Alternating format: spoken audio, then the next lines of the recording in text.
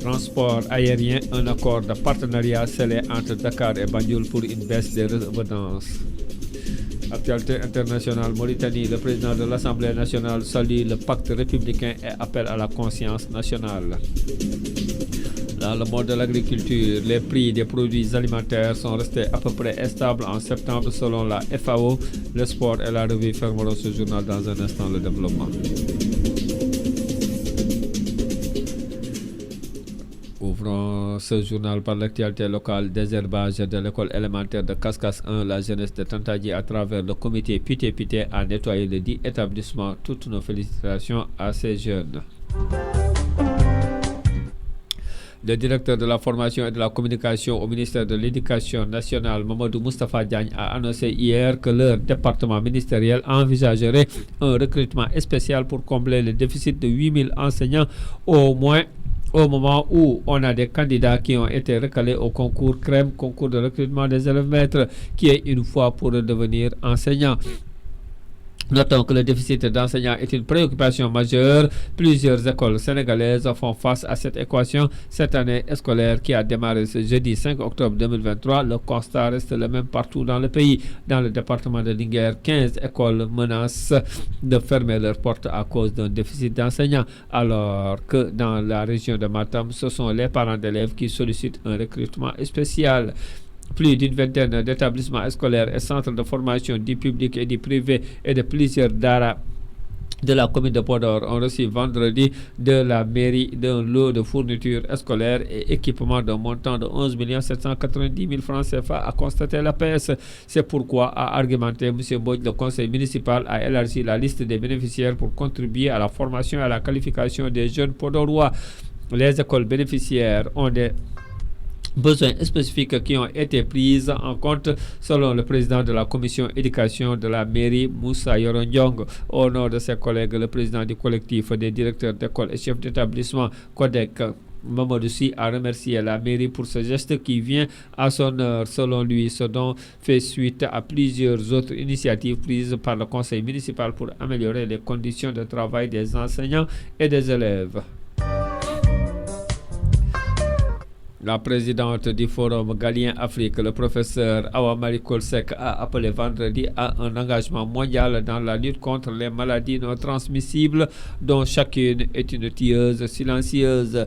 Les maladies non transmissibles deviennent de plus en plus nombreuses, alors que chacune d'elles est une tueuse silencieuse. Il faut donc travailler sur la prévention pour le changement de comportement, a-t-elle dit en présence du Premier ministre Amadou Ba et de la directrice régionale de l'Organisation mondiale de la santé, Dr Matshidiso Moeti. L'édition de 2023 du Forum Galien Afrique enregistre également la participation de quelques 3000 personnes venues d'Afrique et d'Europe, dont plusieurs ministres africains en charge du secteur de la santé. Cette 6e édition comporte un cachet particulier à travers la place réservée aux jeunes et aux femmes avant le forum scientifique, a indiqué Awa Marie Coll Seck.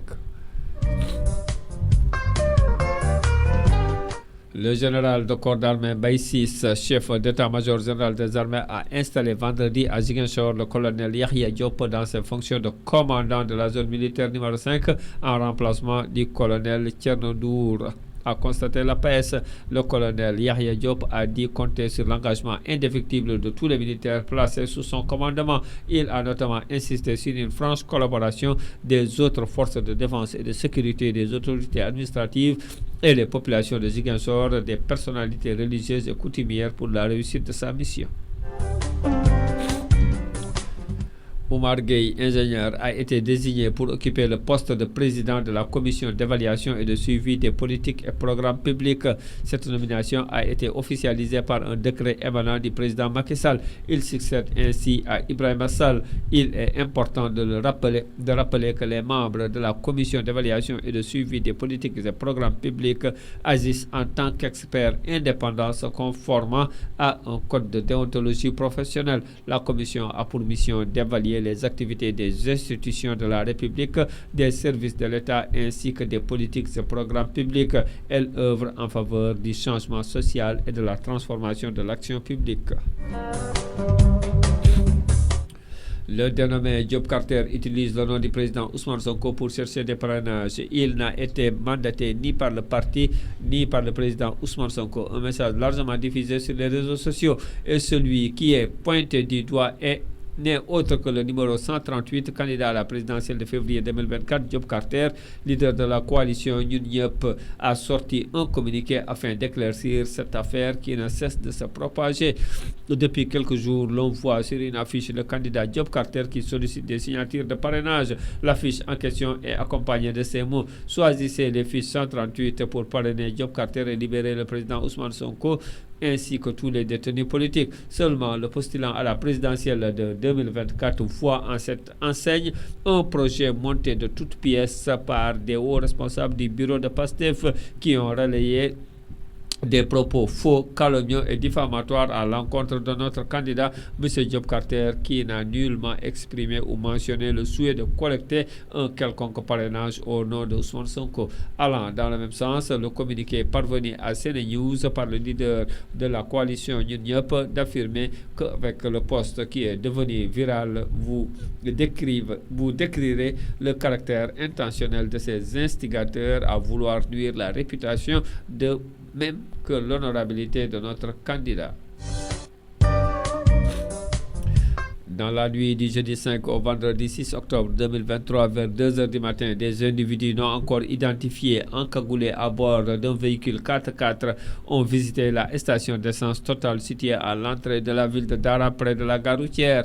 Les assaillants ont tenté de défoncer la porte du bureau du gérant, mais le vigile qui était sur les lieux a vite crié de toutes ses forces pour ameuter le voisinage.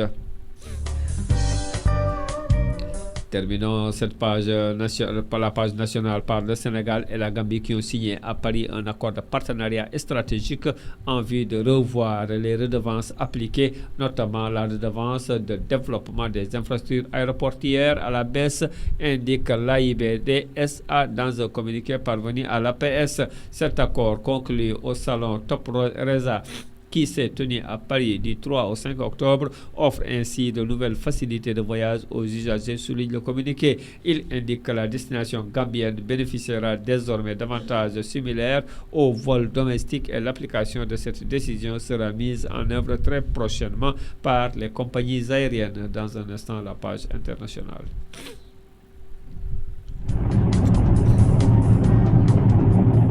L'actualité internationale.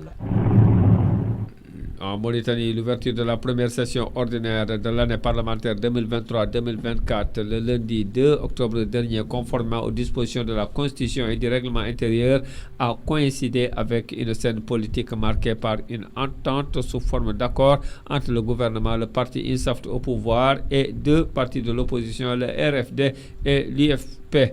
Le président de l'Assemblée nationale, Mohamed Bemba Meguet, dans son discours prononcé pour la circonstance, n'a pas manqué l'occasion pour mettre en exergue cet accord d'une portée politique considérable.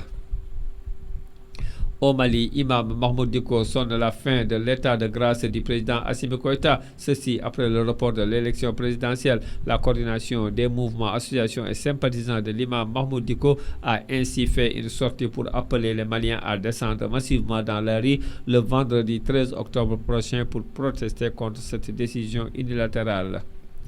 En Côte d'Ivoire, le président de la République, Alassane Dramane Ouattara, a mis fin vendredi aux fonctions du Premier ministre Patrick Achi et à celles de l'ensemble des membres du gouvernement, rapportent plusieurs sources médiatiques dont l'agence ivoirienne de presse.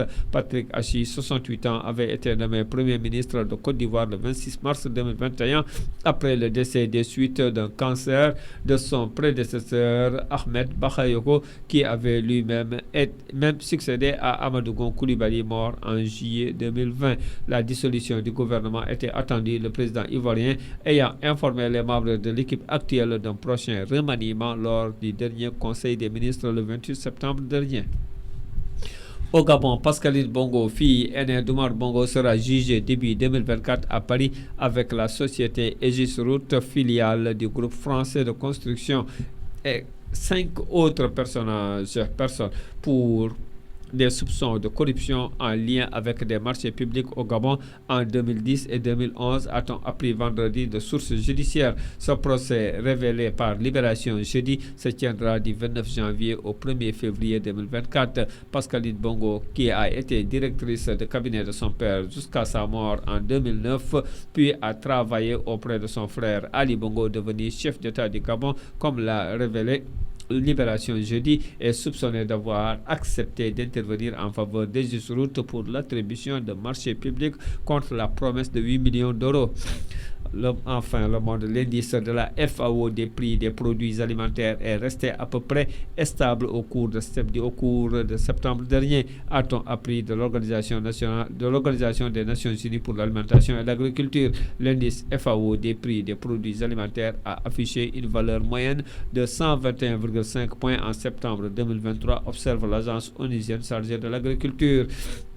C'est un niveau presque identique à celui du mois d'août, car la baisse des indices des prix des huiles végétales, des produits laitiers et de la viande a compensé la hausse des indices des prix du sucre et des céréales, constate-t-elle.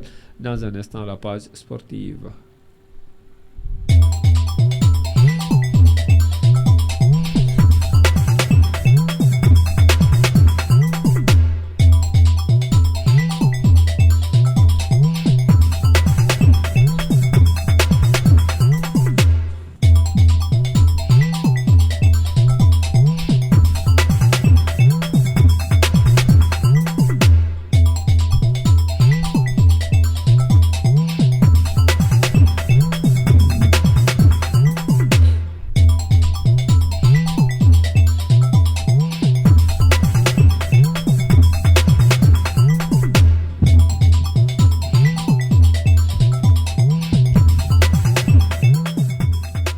La page sportive sera présentée par Mamoudou Yaïtia. Bonsoir Mamoudou. Bonsoir Ibrahim, bonsoir à tous. Qu'est-ce que vous avez de nouveau aujourd'hui?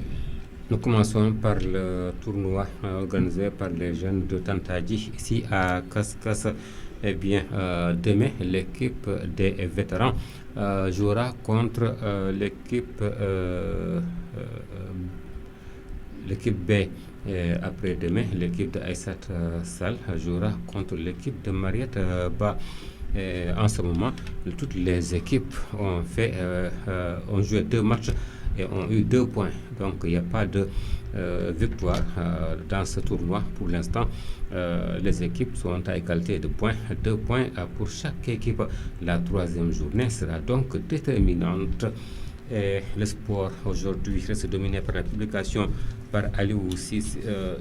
Mais avant d'aller donc à l'international, avec le local toujours, le tournoi des jeunes de Barangol. Également, il y avait un match ce vendredi.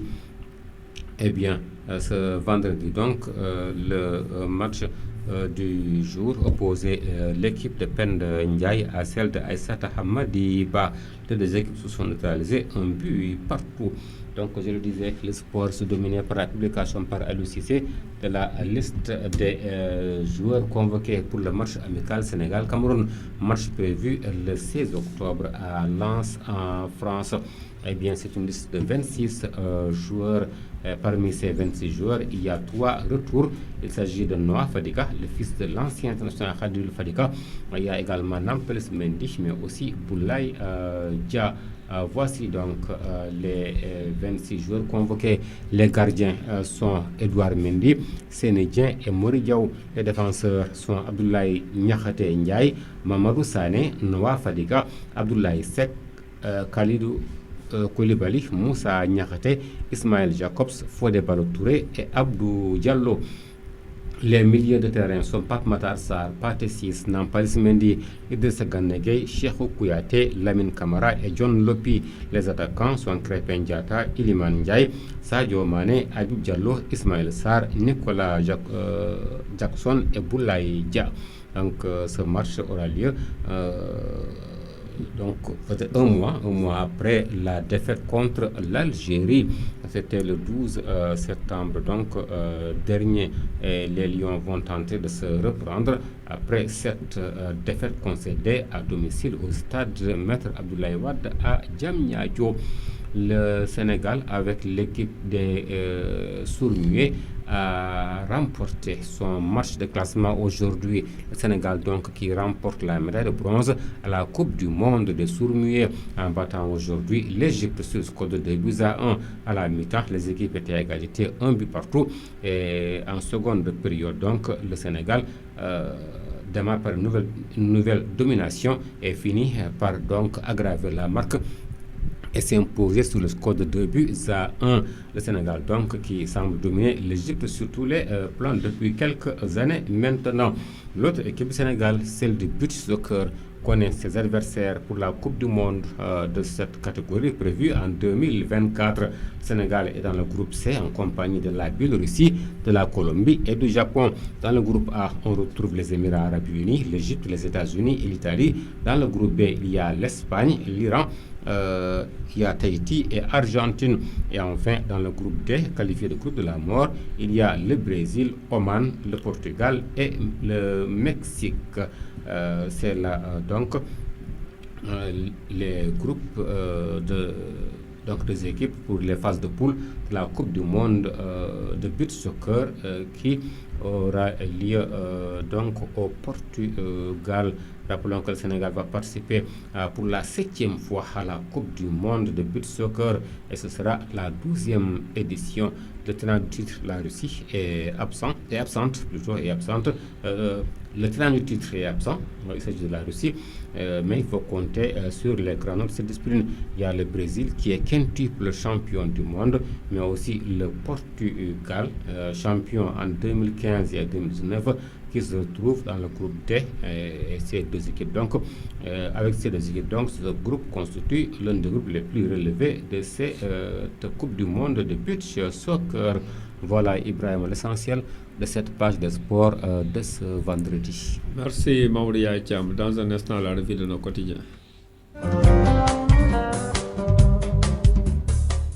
Les quotidiens sénégalais parvenus vendredi à part titre sur une diversité de sujets dominés par la campagne de commercialisation agricole avec des besoins de financement estimés à une centaine de milliards de francs CFA. Le quotidien indique que la campagne de commercialisation des arachides et du coton est sous pression, soulignant que l'État cherche à collecter une centaine de milliards de francs CFA.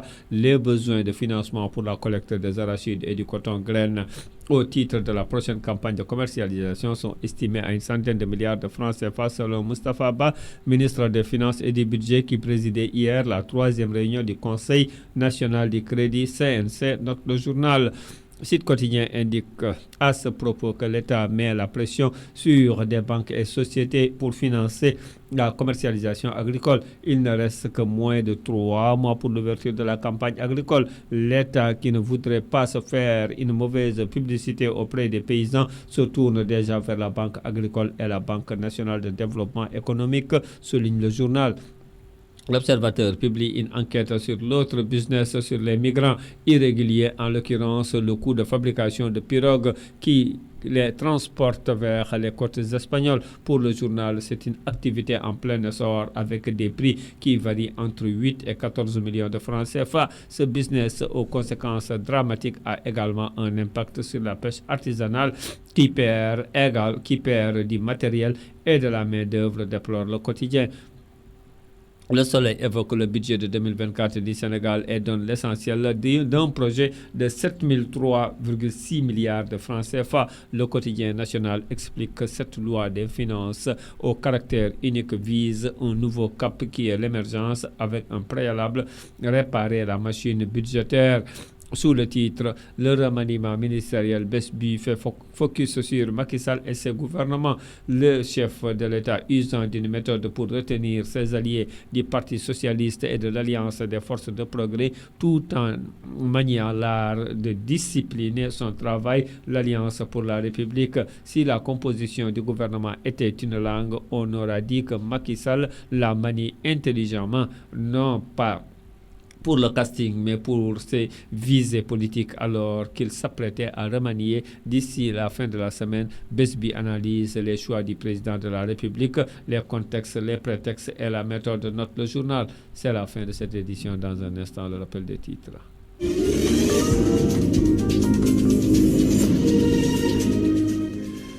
Déficit de 8000 enseignants, un recrutement spécial pourrait se faire selon Mamadou Moustapha Diagne. Santé, Awa Marie Coll Seck appelle chaque maladie non transmissible est une tueuse silencieuse. Sénégal, Gambie, transport aérien, un accord de partenariat scellé entre Dakar et Banjul pour une baisse des redevances. L'actualité internationale en Mauritanie, le président de l'Assemblée nationale salue le pacte républicain et appelle à la conscience nationale. Agriculture, les prix des produits alimentaires sont restés à peu près stables en septembre selon la FAO. L'espoir et la revue ont mis fin à ce journal. Dans un instant, la version polar avec Mamoudi Aïtiam.